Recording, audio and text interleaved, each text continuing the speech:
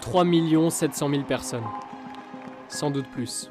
Plus loin dans cette rue, image étonnante de ce citoyen sorti des rangs pour embrasser un CRS. Presque gêné. Une accolade, applaudie par la foule. On a signé une déclaration de manifestation, comme on le fait traditionnellement, pour ce qui a été une des plus belles marches de ces dernières années.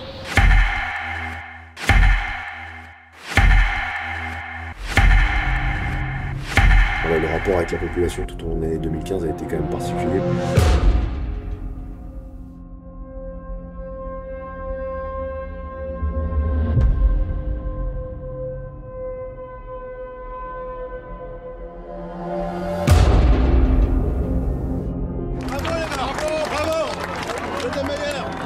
Un hommage qui aura accompagné policiers et gendarmes du début à la fin de la marche républicaine.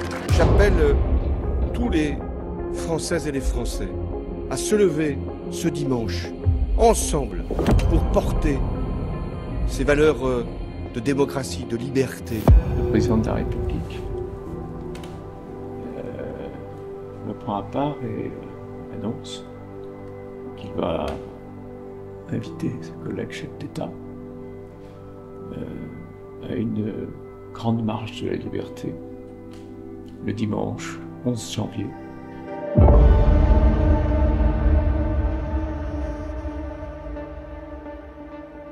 Et il me dit bien sûr qu'il fait toute confiance à la préfecture de police pour que tout ça se passe bien.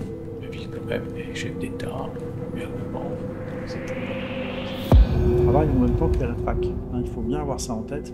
C'est vraiment une prouesse qui a été réalisée.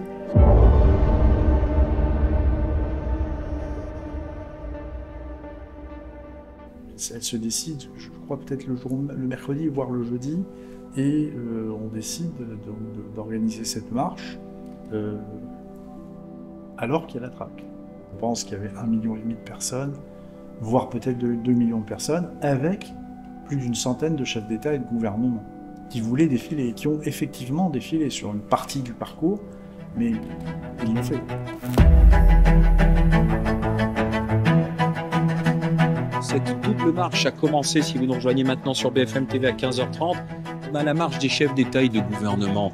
Une première ligne absolument historique, vous le voyez, avec le président de la République, main dans la main, bras dessous avec Angela Merkel. Les chefs d'État et de gouvernement qui sont venus, et quand même un certain nombre, ont fait une premier cortège, Bastille Nation, assez bien entouré quand même. Il y a eu une foule, on n'avait jamais vu.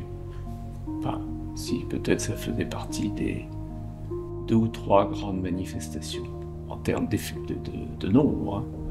Mais dans un climat qui était très bon enfant, en fait, il a fallu quand même la sécuriser, ça a été très compliqué, et on l'a essentiellement préparé en fait ici, à la préfecture de police, avec les responsables du Parti Socialiste, qui étaient aussi organisateurs de cette marche, et les responsables de la sécurité du président de la République, pour l'ensemble des chefs d'État de gouvernements étrangers. Et il y avait un sentiment de cohésion nationale très fort, et ça c'est une des grandes prouesses évidemment. C'était un exploit de réaliser cette marche qui s'est passée sans incident, avec autant de monde et autant de chefs d'État. Voilà, c'était un très beau souvenir évidemment pour la préfecture de police, mais par ailleurs il y avait ces scènes des fusions entre policiers, gendarmes et manifestants. Une foule compacte qui remercie policiers et gendarmes. La gendarmerie aussi. Ils ont risqué leur vie pour nous et donc on doit les remercier. Je suis policier, je suis Charlie, je suis juif, je suis flic. Un slogan repris par des milliers de Français anonymes pour rendre hommage aux forces de l'ordre du pays. On nous envoie là-bas, la mission, ce jour-là, ce qu'on nous explique, c'est qu'il y a 2 cortèges. On nous explique que le risque, il n'est pas du tout maintien de l'ordre, il n'y a pas de risque de casseurs, etc. C'est un risque 100% terroriste. Alors, donc la mission est celle-ci d'être vigilant sur ce qui pourrait se passer à ce niveau-là. On chemine en file indienne sur le boulevard, on arrive place de la Bastille, et là, on se trouve avec l'opération à gauche, les marches, et là, les gens se mettent à applaudir. Et on ne comprend pas, on pense que c'est une personnalité qui est là, parce qu'il y a plein de personnalités qui se sont mêlées à la foule. En fait, les gens sur notre droite se retournent vers nous et se mettent à applaudir aussi. Et en fait, on se rend compte que les gens à gauche et à droite nous applaudissent, ça fait comme une haie d'honneur. Et là, on réalise que c'est pour nous. Et ce moment, il est unique, je pense. Et heureusement, parce que s'il a eu lieu, c'est parce qu'il s'est passé tout ça avant. Mais il y a ce moment où on ne comprend pas ce qui se passe. On est un peu abasourdi par le truc.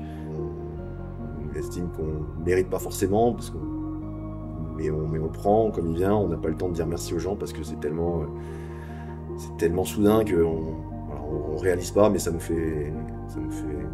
touche énormément.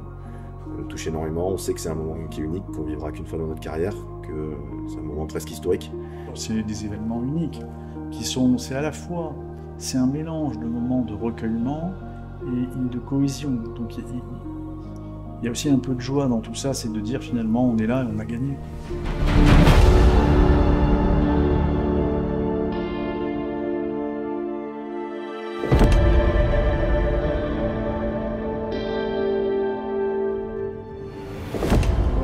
Avec la population, c'est vrai qu'on a senti après cet événement-là un engouement pour les forces de l'ordre.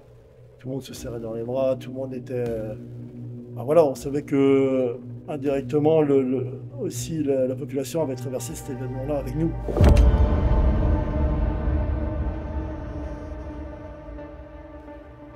Parce que tout était quand même très médiatisé. C'était du H24, que ça passait en boucle sur la télé, c'est-à-dire qu'il y avait un climat quand même d'insécurité. Et quand on veut dire qu'on a neutralisé la menace, je pense que les gens ont été soulagés. On ne savait pas encore ce qui allait se passer en novembre, bien évidemment, mais on a senti quand même être aimé et porté par la population. Ça n'a pas pris.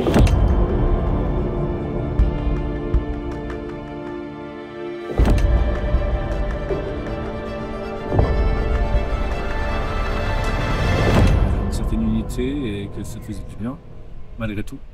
Ce qu'on vient de tous traverser.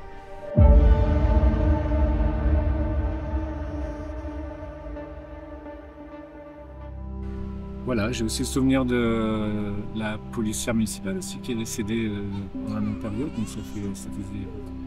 Donc ouais, pour moi c'est l'unité d'un pays qui avait besoin de marcher ensemble. Oui, moi je trouve que la police a été très réactive et après les attentats, c'est vrai qu'on voyait en général beaucoup plus de policiers qu'avant. Bon après, peut-être que c'était qu'une impression, mais en tout cas oui, j'avais l'impression que la police était plus présente et que vraiment c'était rassurant de les voir plus aussi dans ce contexte, quoi. De toute façon, les policiers, les pompiers, c'est vraiment des personnes qui sont indispensables. Je suis de gauche et tout ça, mais là, à ce moment-là, la société a basculé dans une violence qu'on ne pouvait pas imaginer. Et je trouve que, moi, dans ces moments-là, jusqu'au Bataclan, vraiment, les policiers étaient présents, quoi. La police était beaucoup plus présente, que ce soit dans les lieux publics, dans les lieux touristiques, à Paris et tout. J'ai remarqué que la police était plus présente dans les lieux. Donc on se sentait un peu plus en sécurité. Je pense que voir un policier quand on se sent en insécurité, surtout par moi, comme je suis une femme, dans les métros et tout, et quand je me sens en insécurité, je vois qu'il y a un policier à côté de moi, je me sens plus en sécurité, quoi. Mais oui, merci d'être là et de sacrifier leur vie aussi, toute leur vie pour nous. Ça a donné pendant une période une certaine unité, ce qui était quand même assez agréable, que ça soit même interreligieux, parce qu'il y avait même des tendances religieuses qui ont manifesté. Donc ouais.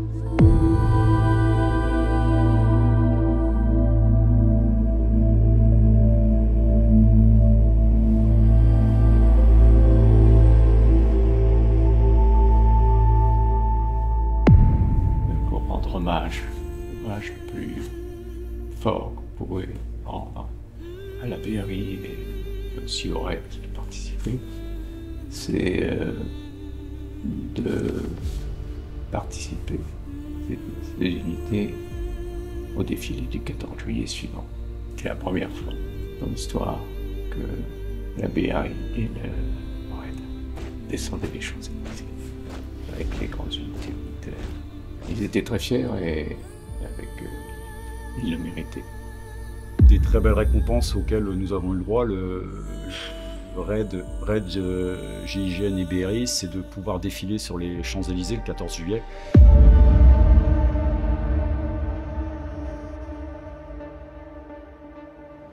Avec un positionnement très spécial, parce qu'on a défilé devant toutes les forces militaires, ce qui n'avait jamais été fait et qui, je le souhaite, ne sera plus jamais fait compte tenu de l'ampleur de l'événement.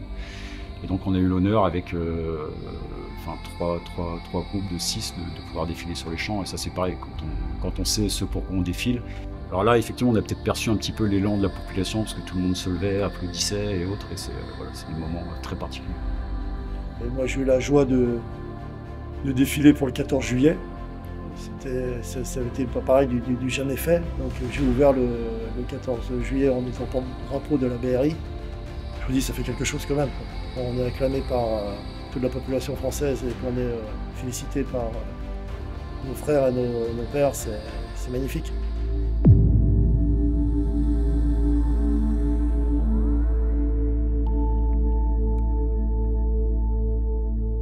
Ouais, c'est voilà, déjà d'un devoir accompli, mais on s'est pas rendu compte, nous, qu'on a fait, quand on a neutralisé toute cette menace terroriste, tout ce qu'allait tout ce que ça allait faire en fait au sein de la France en fait. Hein. Tout le monde portait haut et beau les forces de l'ordre, c'était magnifique. Oui, il y en a qui ont trouvé des vocations par rapport à ces faits-là, ça a motivé pour leur envie de passer les tests de la BRI, ouais. Effectivement, ouais. Créer des vocations, on va dire. Voilà, avec tout ce que ça comprend, hein, c'est sûr. Hein. Donc, il y a eu des volontaires pour passer les tests, effectivement.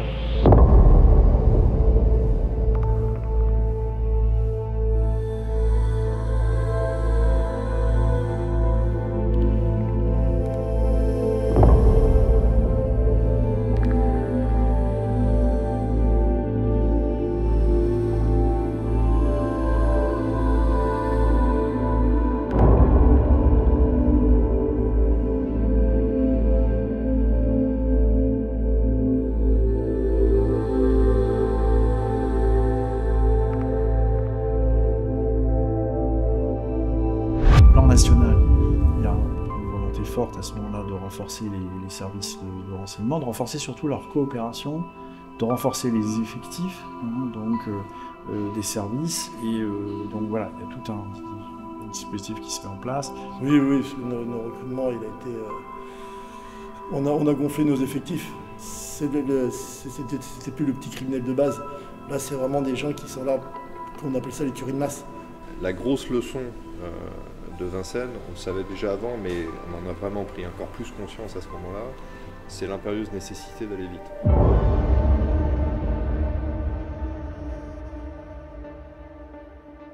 Aujourd'hui, il faut qu'une unité d'intervention soit sur les lieux extrêmement rapidement.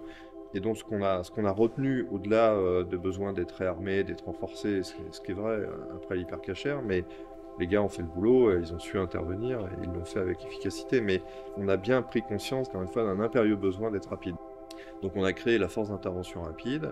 En journée, ils sont prêts à partir, bien sûr, et le soir, ils rentrent chez eux avec le matériel et l'armement. Ce qui fait qu'au lieu de revenir au 36, eh bien, ils convergent immédiatement sur le lieu de la crise, ce qui réduit le délai à 20 minutes. Et ça a été la vraie leçon de l'hypercachère. Vous voyez, chaque crise en fait apporte une réflexion et un mouvement majeur. Le préfet Boucaud et ensuite le préfet Cadeau avaient le souhait d'avoir une unité d'intervention qui soit totalement autonome.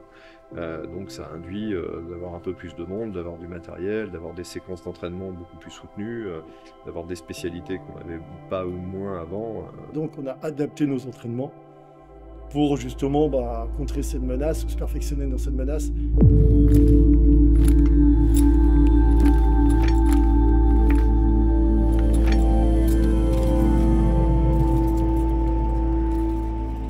Si on s'ouvre à des services extérieurs, pas mal de collaboration avec des forces spéciales, qui eux ont des opérations à l'étranger, qui sont confrontés régulièrement à ces gens-là. Donc se servir de leur expérience pour l'adapter ici, nous, en France. Donc voilà, intégrer, modifier un petit peu les codoles, modifier l'armement, modifier la façon peut-être d'intervenir sur des cas bien particuliers. c'est-à-dire des prises d'otages avec des terroristes. Je l'ai vécu immédiatement après quand j'ai été nommé DGSI, et c'est vrai que c'est une période où on a complètement réarmé le renseignement français. Ce qui change aussi en 2015, dès 2015, on revoit le mode de fonctionnement sur le terrain, non plus des services de renseignement, mais des services intervenants. Et c'est à cette époque que va être adopté le schéma national d'intervention, qui est d'ailleurs toujours en vigueur, et qui prévoit des forces primo-intervenants, c'est-à-dire n'importe quel policier gendarme peut être primo-intervenant, des forces de deuxième niveau qui doivent pouvoir être déployées en très peu de temps, équipées et formées pour ce faire.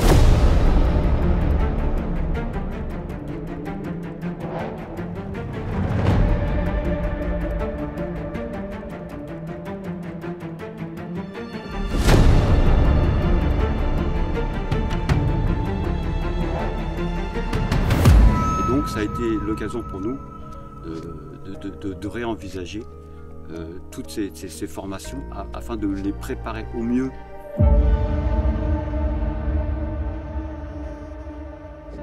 Évidemment, les policiers premiers intervenants ont toute vocation à intervenir, mais l'idée c'était que chacun reste dans sa mission afin de pouvoir protéger au mieux la population et de communiquer avec les services intervenants des niveaux 2, des niveaux 3, se coordonner. Qui en existe en gendarmerie, en police nationale, donc notamment des BAC, qui sont des forces de deuxième niveau, formées comme telles, et puis les forces d'intervention de troisième niveau, que sont la BRI, le RAID et le GIGN. Donc il y a tout un schéma qui va être mis en place à partir de ces attaques, et qui est toujours en vigueur actuellement, et qui donc révolutionne évidemment la façon d'intervenir lors des attaques terroristes.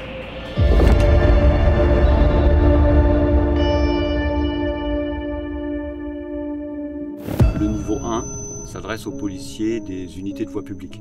Plus spécialisés, nous avons le niveau 2 d'intervention, le niveau qu'on appelle le niveau intermédiaire. Il s'agit des BAC, mais également des CSI, des groupes de soutien opérationnel, les GSO, donc qui ont pour vocation d'être habilités à l'utilisation de ce fusil d'assaut HK-G36. Au cours de leur formation, donc, ils ont des exercices réalistes afin de les préparer, et ils ont des entraînements au tir à balles réelles avec ce nouveau fusil d'assaut, le confinement, la sécurisation des lieux, le secours aux victimes et la communication sur les ondes. Là, le niveau 3, RAID, BRIPP, GIGN, mais qui travaille quand même en coordination avec les effectifs de niveau 2. Le fusil d'assaut, l'UMP9, de nouveaux équipements, des casques balistiques, des équipements pour secourir les gens avec la trousse de secours en intervention, un nouveau cadre juridique et l'entraînement amélioré avec la solution EVA.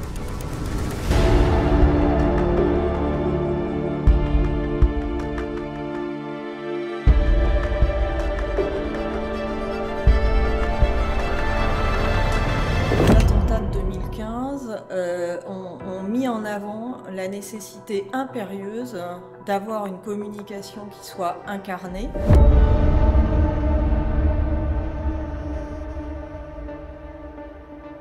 Alors incarné par les autorités, évidemment, le préfet de police prenait déjà la parole, le ministre de l'Intérieur, les autorités politiques, mais d'avoir cette incarnation de la parole institutionnelle de la police, notamment, et ça a été encore plus important après novembre, de la parole factuelle, immédiate et factuelle pour expliquer ce qui est en train de se passer.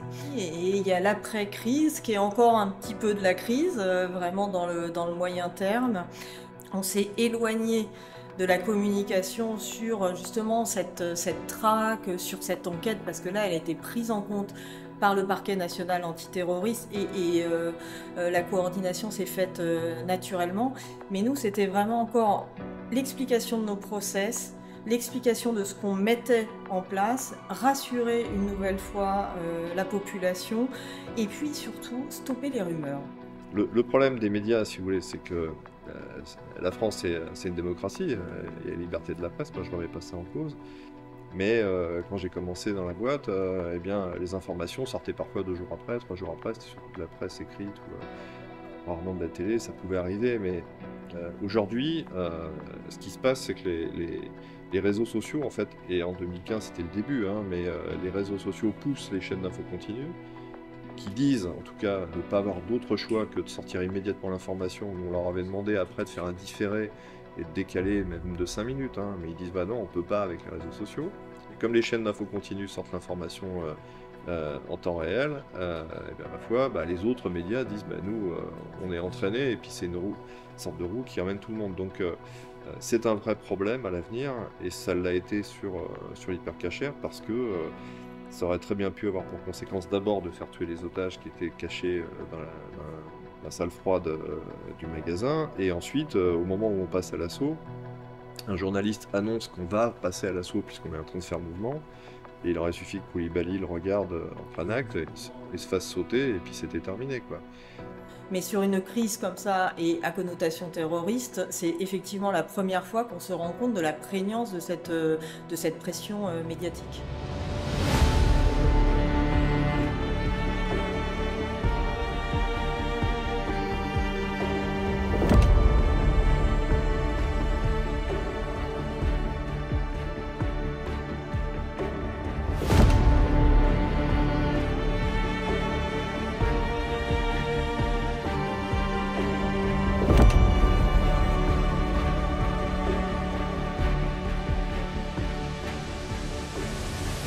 Dans le 36 historique, voilà, au quai des Orfèvres. Il y a tous les enquêteurs de la brigade criminelle, de la brigade des stupéfiants, enfin tout le monde est là parce que c'était vraiment là que tout était concentré, les investigations. Et en fait, quand on commence à monter les escaliers historiques, voilà, c'est une haie d'honneur avec les applaudissements et autres. Et bon, là, je vous cache pas qu'en fait, on baisse la tête et il y a un gros nœud à l'estomac parce que là, voilà, on sait que c'est la fin d'une série, mais la suite nous dira que c'était pas terminé.